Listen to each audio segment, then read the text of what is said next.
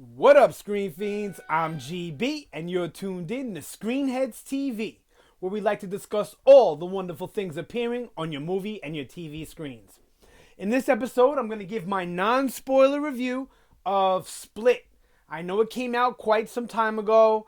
I'm a little bit late to the party with my review, but I did a rewatch with Unbreakable, which it's connected to. That's not really a spoiler. And I'm sure most of you have heard that connection already, that Unbreakable and Split are in the same universe.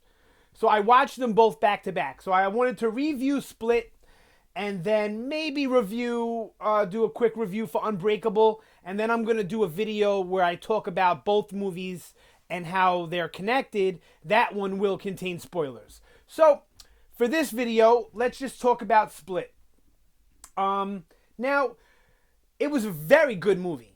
I have a few problems with it that make it not great.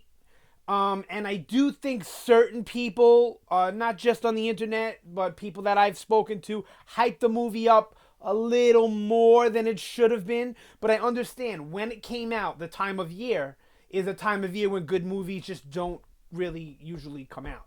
So it garnered a little bit more attention and gained a little bit more praise than I think it should have. I don't know what that was. Should have gotten praise. But it was very, very good.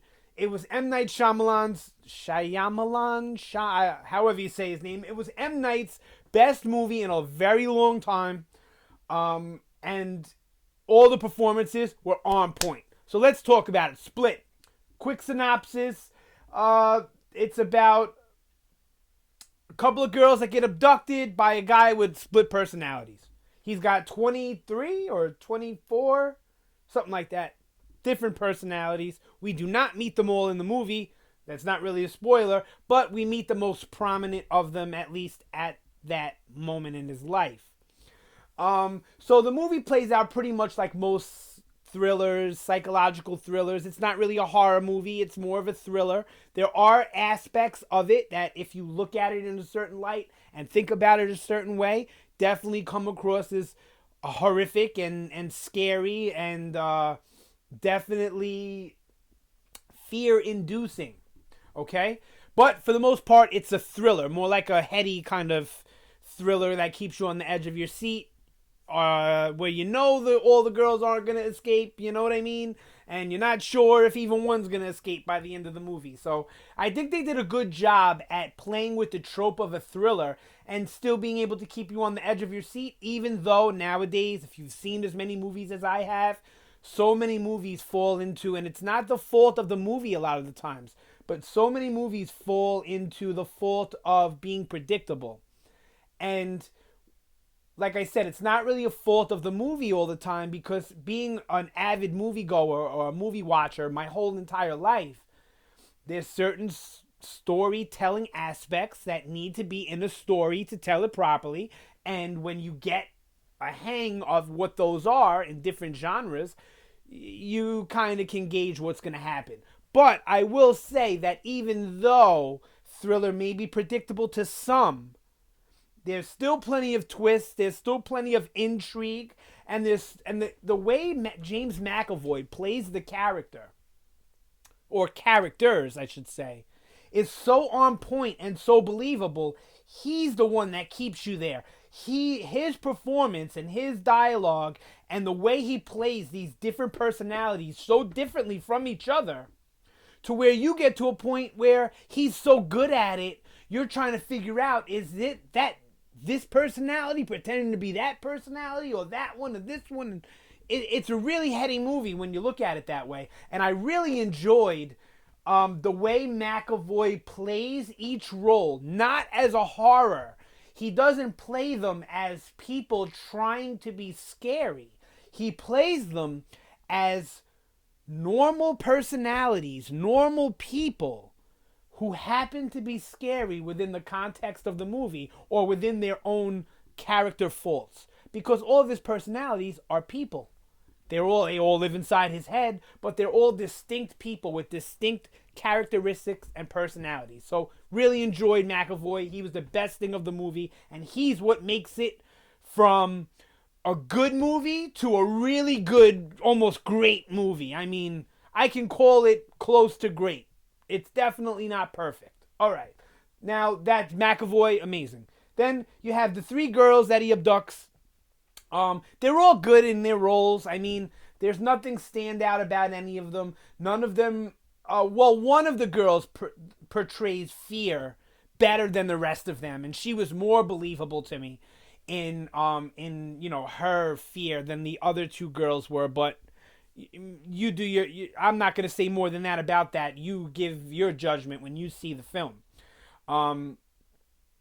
As far as the other 2 girls, they were okay. The main girl is okay. I don't feel like they gave her enough to work with, or I don't know. She comes across as a tad bit awkward, and I know that was the point for her to be awkward because that's her character. The main girl is like the awkward teen, but there's certain scenes where I felt she felt awkward in the role, and like she didn't fit the role, and that to me was a problem. And it usually goes by trying to cast certain types of girls to be your leads, when in all actuality that girl you cast may be more believable in a different role, if you get what I mean. Anyway, but they were fine. Performance is okay. My biggest problem was with the doctor, the McAvoy's character's psychiatrist. Now, she's a fine actress, and I've seen her in many things. She was actually on Oz, which was, in my opinion, a great show, a great soap opera for men, at a time where TV was not where it is now. And I feel like a lot of people overlook or underlooked it because of the time frame it came out and the subject matter. But if you look at the way TV was at that time, it was cutting edge, and it was some of the best stuff on TV at that time, meaning Oz. And she was a part of that cast. So I think she's a fine actor, but some of the things she was given to work with either didn't fit in the movie for me, or it didn't feel like how she would maybe really act, and it comes more towards the end of the movie than anything else, but still, she was fine in it. And then at the end, which I'm going to not spoil in this video, okay, you have a total surprise ending for this movie that I'm sure nobody's going to see coming. And I'm not talking about the super twist at the end that everybody's talking about online. The connection to Unbreakable. That's not what I'm talking about. The actual ending of the film, that's more like an epilogue, like the post-credit scene in a way. The one that ties it to Split, even though it happens before the credits. I mean, the one that ties Split to Unbreakable. But at the end of the movie, it ends in such a manner where you're kind of shocked.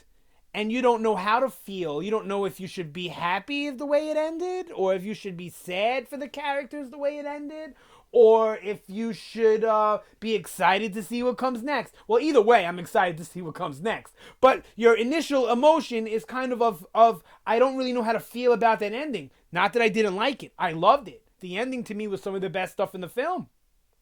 But it leaves you with this strange feeling, and I'm starting to think on a rewatch that its purpose was to leave you a little uneasy and to leave you a little uncomfortable at the end of the movie, and then to set you up to say, hey, this is actually connected to that. So now it's not just a horror thriller; it's something more, and I'll explain that in my next video where I do the connections between Unbreakable and Split. All right, that's it for this video. Split, definitely check it out. I give it a 4 out of 5. I give it a 4, I don't know, a little more than a 4. 4.3, 4.4 out of 5. Normally, I tell you about a bias that I have, so take away a half a point, take away a point. No bias here. This is just a good movie. So if you like good films, especially like thriller-ish movies, watch it. Don't be deterred by the fact that it's a M. Night movie. Don't be deterred by the fact that it was so hyped that, you think it's going to be an overhyped movie. Watch it. It's a good film. Split 2017. M. Night Shyamalan. All right, that's it for this video. I will see you guys next time, and you guys have a good day. Oh, I ended that weird. That's not the way I usually end it. Oh well. See you next time.